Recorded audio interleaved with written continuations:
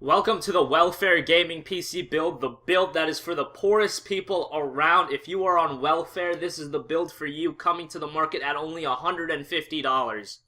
The funny thing about it is that this build is $150, but it can play games. No, it won't play Battlefield 4, clearly, but you're going to be able to play games like League of Legends at low settings at like 30 FPS, so if you're into that, here you go. And yeah, if you're like really broke, this is not a terrible option. Maybe you just want to play League and WoW at really low settings, and I don't know, check your email. This is what would be good for you. Writing those Word documents, checking your email, and playing League at low settings and at like 30 FPS. So if you guys are into that, here it is. It's only $150, so don't expect anything crazy. Let's get into it with the CPU. For the CPU of the build, I went with the AMD Sempron 140. It's a single core 2.7 GHz socket AM3 45-watt desktop processor. This is about $35. It's a single core processor, but you can unlock the second core of this CPU.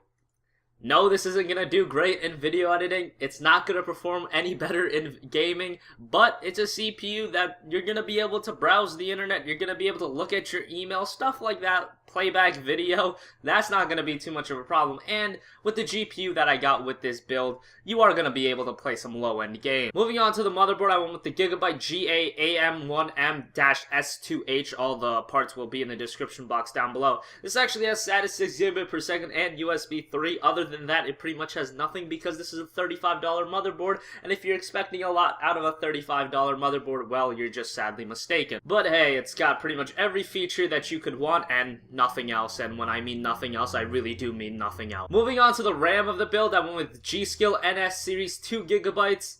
It's 2 GB of RAM running at 1333 memory. I don't even want to go for 4 GB in this build. Let's just go with 2. It's 26 bucks, and 2 GB, believe it or not, can run games, low-end games. 2 GB is still 2 GB, you know? A lot of people think 4 GB isn't enough. Well, 2 GB can run a couple titles at low settings, if paired with the other parts that are a necessity.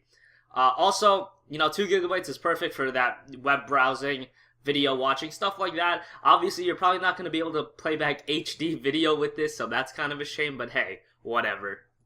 Moving on to the GPU of the build, I went with the PowerColor Radeon HD 5450. This is $10. Yes, $10 after a mail-in rebate. The 5450 actually isn't terrible. I'm surprised that they were selling this for $10 on Newegg right now. It's not like it's a god-awful GPU, it's a low profile, and it can run a couple older titles like, CSGO, CSS, League of Legends, World of Warcraft at, relatively low settings. If you're talking Counter-Strike, you're probably going to be able to, play it at a little bit higher settings. And, like really old titles like Star Wars, Knights of the Old Republic, this thing can actually handle that. So if you're into games like that, a 5450 isn't that bad, and $20 off with the mail-in rebate, so $10 for this graphics card, that's pretty good. I mean, it's not going to be running Battlefield 4 or Witcher 2, but if you want to play some of those older titles, this graphics card can definitely handle it, and it's only $10, so really nowhere to go wrong with this GPU in my opinion.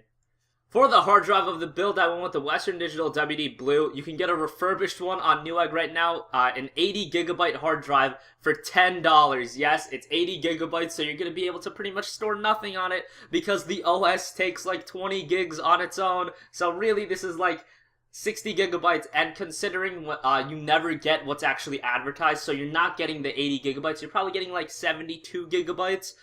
Take away 20 GB, you're really going to have around 50 GB to work with, so that's like 1 or 2 new released games.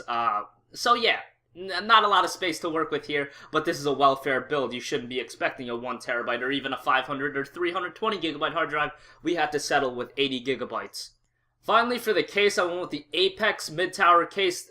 This comes with a 300-watt power supply. This case is absolutely terrible. I'm not even going to try to defend it. It's like 25 bucks right now, though, and you're getting a 300-watt power supply. That's going to power the build, no problem. Like I said, the Radeon HD 5450 is a low-profile GPU. Uses no power, doesn't need a 6-pin connector, and everything else is going to use little to no power as well. So thanks for watching this video, guys. I know some of you guys are on a very tight budget. I know I might have sounded a little derogatory towards you, but, this isn't a bad option if you need something, say, for school, and you want to play a game of League of Legends every now and again, this isn't that bad of an option, to be completely honest. It's only $150, and you know, some of you guys are on a tight budget, and this actually ain't that terrible. I mean, I know it's 2 gigabytes of RAM, a 5450. It's not terrible. It's not absolutely atrocious that, you know, some of us higher-end PC guys would give it credit to be, because it is only $150. You can run games like CSS, CSGO, League of Legends, stuff like that.